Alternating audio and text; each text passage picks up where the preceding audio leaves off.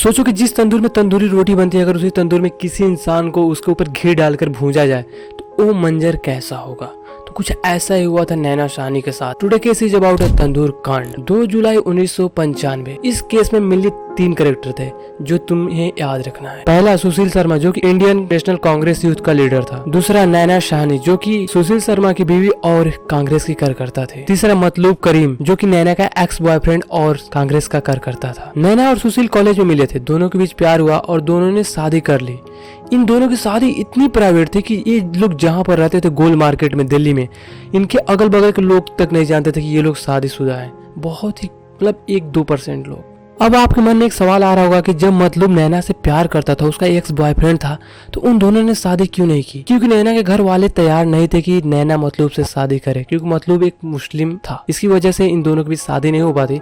But नैना अभी भी मतलूब से बहुत अच्छी वाली दोस्ती रखती थी और ये दोनों घंटे घंटे तक बातें करते थे, जो कि बात सुशील को थोड़ी सी भी पसंद नहीं थी। वो नहीं चाहता था कि नैना मतलूब से बात करे। 2 जुलाई 1995 को सुशील घर आता है और नैना को किसी से फोन पर बात करते हुए देखता है और नैना से पूछता है कि नैना तुम किससे बात कर रही हो। नैना कहती है कोई नहीं, एक रॉन्ग नंबर था। नैना फोन कट कर देती है।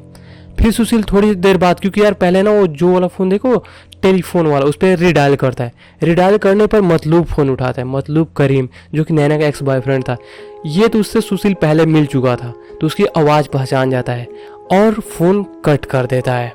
और ये इतना सुशील गुस्सा हो जाता है ना कि उसने नैना ने झूठ क्यों बोला सुशील से। अगर वो बात कर रही थी तो बता देती, क्योंकि ये इंडियन नेशनल कांग्रेस यूथ का लीडर था, तो इसके पास एक गन भी था। और एक गन निकालता है और 3 गोली लगातार चलाता है। पहली गोली छत पर लगती है जाकर, और दूसरी गोली उसके नेक पर, और तीसरी गोली उसके हेड पर, सिर पर लगती है और नैना की तुरंत वहीं पर डेड हो जाती है। नैना तुरंत मर जाती है। उसके बाद सुशील सोचता कि आखिर अब मैं क्या करूं, क्योंकि उसने ये मर्डर बोल लो या कुछ भी बोल लो, ये प्लान पहले से नहीं किया था कि इसको ऐसे मारना है। वो तो गुस्से में वो पूरी तरह से सोचता कि अब मैं क्या करूं, क्योंकि गुस्से में गोली चली थी उससे।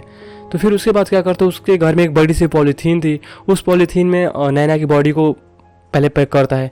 फिर एक बड़ा सा बैग टाइप का था, उसमें उसकी बॉडी को डालता है, पहले पन्नी में, फिर उसके बाद एक बैग में उसकी बॉडी को डालता है। फिर फ्लैट से नीचे देखता है कोई है तो नहीं, क्योंकि रात का टाइम हो चुका था। तो वो देखता है कोई नीचे तो है नहीं। फ्लैट से नीचे आता है, उसकी बॉडी को घसीटते हुए लेकर और गाड़ी की डिक्की में डालता है। गाड़ी की डिक्की में डालते हुए फिर गोल मार्केट से बाहर निकलता है सड़कों पे। सोचता है कि फिर देखता है कि इधर तो पुलिस घूम रही है। अगर पुलिस से पकड़ा जाता, क्योंकि वो कांग्रेस का यूथ लीडर था, तो पुलिस से पकड़ा जाता और लोग वहाँ पर जानते भी थे तो बड़ा बवाल हो जाता। तो इसलिए वो गाड़ी घुमाता रहता है कुछ देर तक। इस तरह इसको इधर उधर घूमते घूमते 9:30 बज जाते हैं। फिर वो गाड़ी लेकर ITO पुल पर चढ़ता है, जहाँ से कि वो नैना की लाश को सीधे यमुना में फेंक सके।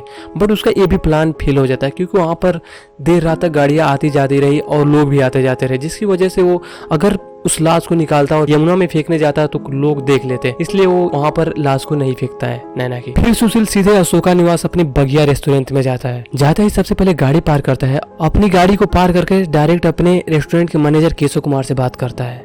रेस्टोरेंट बंद कर दो, कह दो कि खाना खत्म हो गया है। पर केशव कुमार कहता है कि सर अभी तो खाना भी बचा है, लोग भी आ जा रहे हैं, तो ऐसा क्यों कर रहा हो। बट लेकिन केशव कुमार उसकी बात को मानता है और जो लोग खाना खा रहे हैं तो उनके खाना खाने का वेट करता है और बाकी लोगों को एंट्री बंद कर देता है। वो लोग खाना खाकर चले जाते हैं और जो उस होटल में या रेस्टोरेंट में काम करते थे उनको भी उस दिन भेज दिया जाता है घर, क्योंकि कुछ लोग रुकते थे और कुछ लोग चले जाते, लेकिन जो रुकते थे उनको भी घर भेज दिया जाता है कि तुम लोग भी घर जाओ, आज कोई यहाँ पर नहीं रहेगा। सब लोग जो वहाँ पर खाना खा रहे थे वो लोग भी खाना खाकर चले गए। अब बस उस रेस्टोरेंट में 2 लोग बचते हैं, केशव कुमार और सुशील शर्मा, और एक लाश। फिर सुशील शर्मा अपने मैनेजर को सारी बातें बताता है कि ऐसे ऐसे मुझसे गलती हो गई, गलती से गोली लग गया और नैना मर गई। तो वो सारी बातें बताते हैं। फिर वो लोग प्लान करते हैं कि अब इसको क्या किया जाए। फिर वहीं पर, क्योंकि वहाँ पर तंदूर था, उसमें आग अभी जल रहा था थोड़ा थोड़ा, क्योंकि अभी तो खाना बन ही रहा था थोड़ा और लोग आ रहे थे। तो उस तंदूर में ये लोग तंदूर थोड़ा ऊंचे पे था, तो ये लोग नैना की बॉडी को ले जाते हैं अंदर घसीट के, फिर उस तंदूर में डालते हैं और डालते हैं तो क्योंकि तंदूर में इसकी बॉडी अच्छे से जल नहीं रही थी, नैना की बॉडी अच्छे से नहीं जल रही थी। सुशील बोलता है कि अब इसको क्या किया जाए, तो उसमें जहाँ अगल बगल लकड़ी को भी डालते हैं फिर भी नहीं जल रही थी।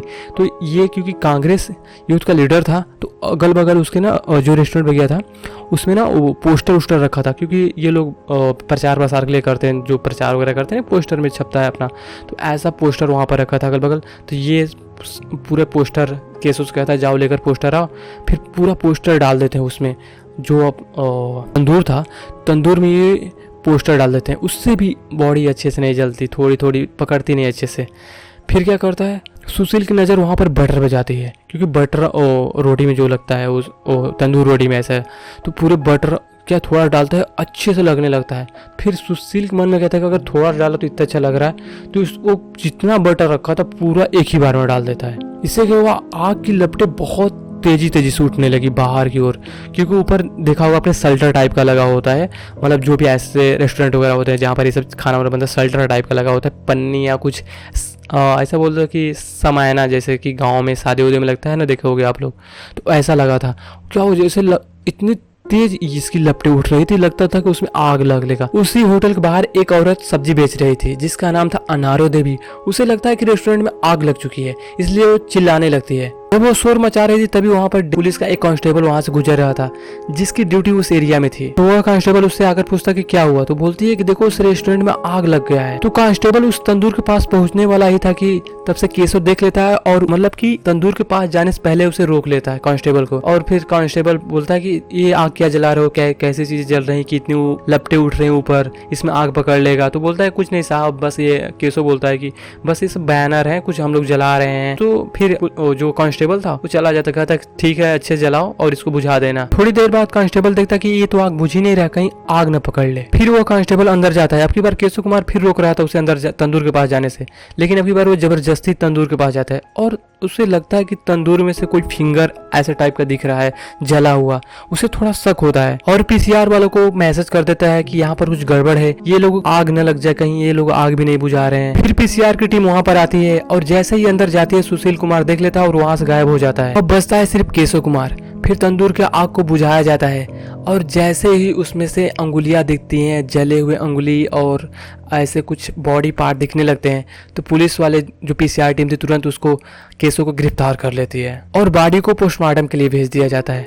अब केशव से पूछताछ हो रही थी लेकिन केशव बात को इधर उधर घुमा रहा था। उसके बाद ये चीजें सुबह अखबार में आती है और पूरे देश में ये सबसे बड़ा पहला मतलब कि ऐसा कोई कांड हुआ था। फिर ये खबर मतलूब करीम पड़ता है कि बगिया रेस्टोरेंट में कुछ एक औरत के साथ ऐसा हुआ है, उसकी लाश मिली है। ये खबर सुनते ही मतलूब पुलिस के पास आता है और मर्चरी पहुंच जाता है और मर्चरी में लाश देखी और एक अंगूठी से पहचान करता है कि ये तो नैना साहनी की बॉडी है। फिर जाकर पुलिस को पता चलता है कि नैना साहनी तो सुशील शर्मा की पत्नी है। अब पुलिस सुशील शर्मा को ढूंढना स्टार्ट करती है, लेकिन जब पुलिस सुशील शर्मा के घर उस अपार्टमेंट पहुंचती है तो सुशील शर्मा फ्लैट से गायब था और पुलिस का शक और भी अधिक बढ़ जाता है। और इधर पोस्टमार्टम रिपोर्ट से पता चलता है कि नैना की मौत जलने से नहीं हुई बल्कि गर्दन और सिर में गोली लगने से हुई है। और इस सब के दौरान सुशील शर्मा बेंगलोर पहुंच जाता है और उसने अपना पूरी तरह से हुलिया चेंज करा लिया था, जैसे कि बाल मुड़वाना और भी बहुत सारी चीजें, ताकि उसे पुलिस पहचाने ना। और बेंगलोर के एक कोर्ट में जाकर अग्रिम जमानत के लिए अर्जी भी दे दी, मतलब कि हमें झूठे इल्जाम में फंसाकर गिरफ्तार किया जा सकता है। मैंने ऐसा कुछ भी नहीं किया है और भगवान का करिश्मा मानो या कुछ भी, ये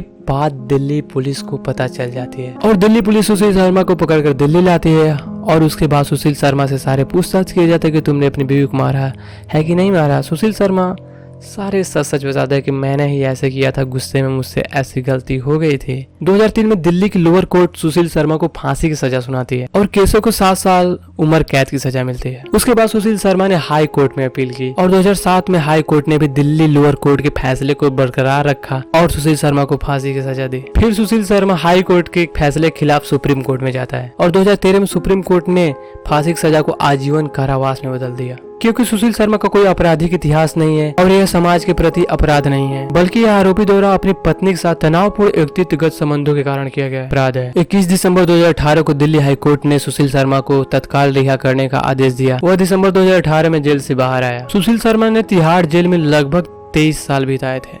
तो फिर मिलते हैं।